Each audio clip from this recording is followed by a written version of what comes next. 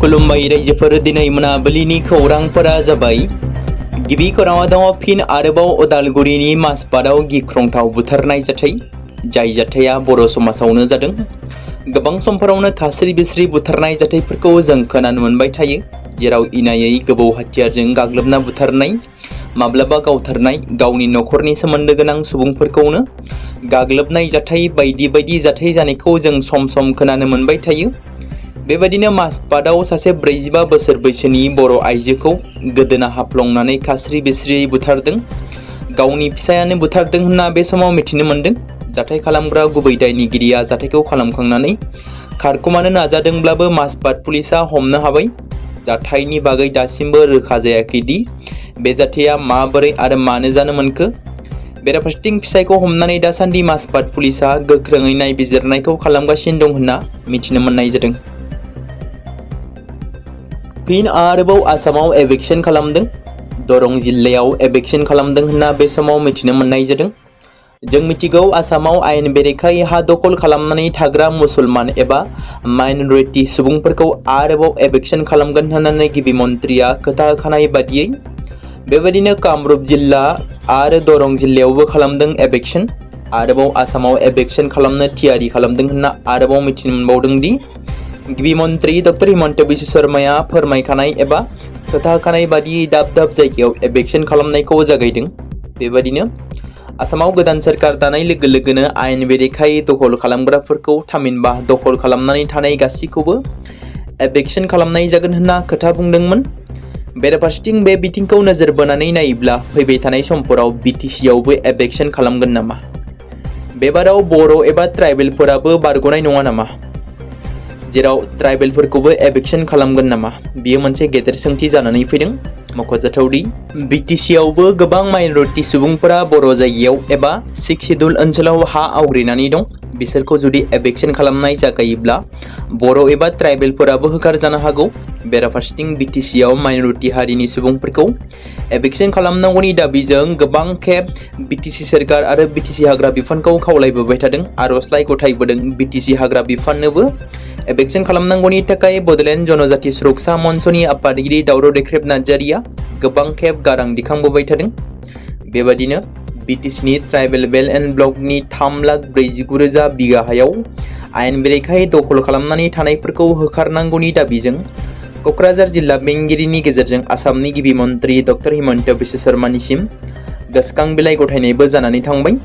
जेराव दिनैसिमबो सोरखारा जेबो राहा लायाखै होनना गोख्रों दाबि खालामनानै बुंथिदोंमोन बड'लेण्ड जनजाति सुरक्षा मन्चनि मावफुं आफादगिरि दावराव देख्रेब नार्जारिया। थांनाय सानखालि गुवाहाटी नोगोरमायाव गंसे भारा न'नि खथायाव सासे बर' सिख्ला सुस्मिता बसुमतारीनि थैनाय, जाय 28 बोसोर बैसोनिमोन, जेराव जिउ गैयै थासारियाव देहाखौ बोखांनो मोननाय जायो। थैनाय सुबुंखौ एबा लाइमोनखौ उदालगुरि जिल्ला उत्तर नलबारि गामिनि होनना सिनायथिनाय जादोंमोन। दासान्दि समाजारि बिजोङाव गोबां खेब सावरायजानाय फोसावनायखौ नुनो मोन्दों दि उदालगुरि जिल्लाजों लोगोसे बे समाव सुस्मिता बसुमतारीनि नखराव दुखुनि साया साग्लोबनायखौ नुनो मोननाय जादों। मख'नो गोनां बाथ्रा दि गुवाहाटीनि बेलटला ओनसोलाव भारा लानानै बयफ्रेन्डजों जयै थानाय सुस्मिता बसुमतारीया सोमोनांथाव थासारियाव थैदों। बे जाथायखौ नखरनि सुबुंफोरा गोरलैयै गनायना लानो हायाखै।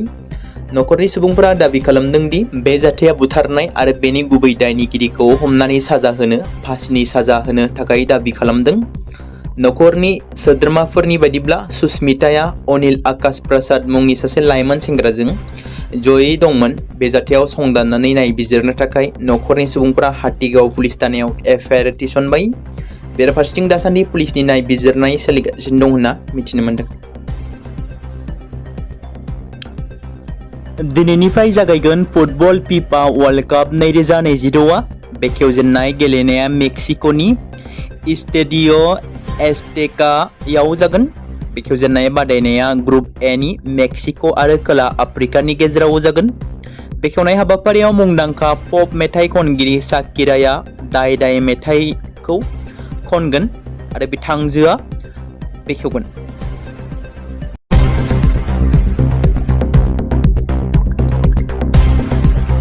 बे समाव मोनसे गोजोनथाव खौरां बाक्सा जिल्लानि बरमायाव थानाय रुरेल एकाडेमिया लानानै फैदों नोंथांमोननि थाखाय मोनसे गोजोनथाव खौरां।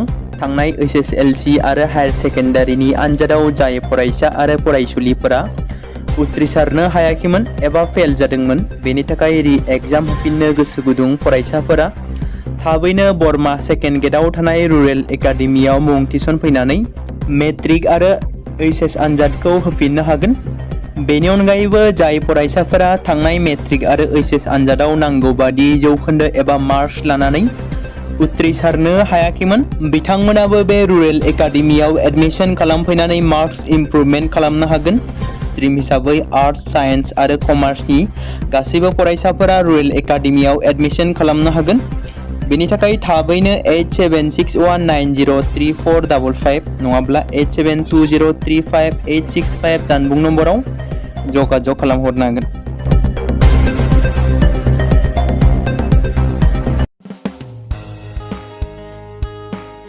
बे समाव मोनसे गोनां फोसावथाय बर' सावथुन नायनानै मोजां मोनग्रा गासै बर' रायजो राजाफोरनि गेजेराव लानानै फैदों मोनसे बर'नि OTT प्लेटफर्म गोनां, जाय प्लेटफर्मनि गेजेरजों नोंथांमोना बर'नि गोदान गोजाम सावथुनफोरखौ नुनो मोनगोन।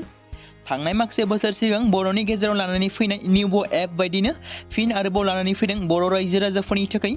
बे बाथ्राखौ मख'नाया गोनांदि 2025 मायथाइनि जानुवारि दानाव ओंखारनाय आंगो स्ट्रिम मुंनि मोनसे OTT प्लेटफर्म गोनां निउबो एपनि गेजेरजों नोंथांमोना गोबांथार बर'नि सावथुनफोर जेरै ट्रेजेडि, रमान्टिक, एक्शन आरो कमेडिजों बुंफबनाय सावथुनफोरखौ नुनो मोनगोन। जेरै सनानि नखर, थांखि गैयै समाज, अनसुला आफा, हिर', बिमा बायदि बाजै, अर, थैसाम, वान्टेड, संदान आरो रं नाम्बार बायदि सावथुनफोरा मख'जाथाव।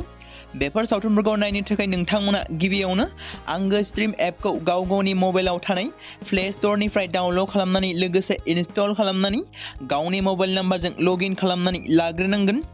बेनि उनाव नोंथांमोना गोबांथार नुनो मोनै सावथुनफोरखौ गुगोल पे, फन पे आरो पेटिएमजों रं नाम्बार सावथुनखौ नायनो थाखाय 60 रां आरो संदान सावथुनखौ नायनो थाखाय 80 रां, वान्टेड सावथुनखौ नायनो थाखाय 60 रां, थैसाम सावथुनखौ नायनो थाखाय 60 रां, बेबायदिनो गोबांथार नुनो मोनै सावथुनफोरखौ नायनो थाखाय सुबिदा खालामनानै होदों आंगो स्ट्रिम प्लेटफर्मा। फिन नोंथांमोननि गेजेराव फोरमायबावनो लादों बर' सावथुन नायनानै मोजां मोनग्रा गासै बर' रायजो राजाफोरनि गेजेराव लानानै फैदों मोनसे बर'नि OTT प्लेटफर्म गोनां, जाय प्लेटफर्मनि गेजेरजों नोंथांमोना बर'नि नुनो मोनै सावथुनफोर जेराव गोदान गोजाम सावथुनफोरखौ नुनो मोनगोन। बे बाथ्राखौ मख'नाया गोनांदि 2025 मायथाइनि जानुवारि दानाव दिहुनजानाय आंगो स्ट्रिम मुंनि मोनसे OTT प्लेटफर्म गोनां एपनि गेजेरजों नोंथांमोना गोबांथार बर'नि ट्रेजेडि, रमान्टिक, एक्शन आरो कमेडिजों बुंफबनाय सावथुनफोरखौ नुनो मोनगोन। जेरै रं नाम्बार, संदान, वान्टेड, थैसाम, अर, बिमा बायदि बाजै, हिर', अनसुला आफा, थांखि गैयै समाज, सनानि नखर बायदि बायदि सावथुनफ्रा मख'जाथाव।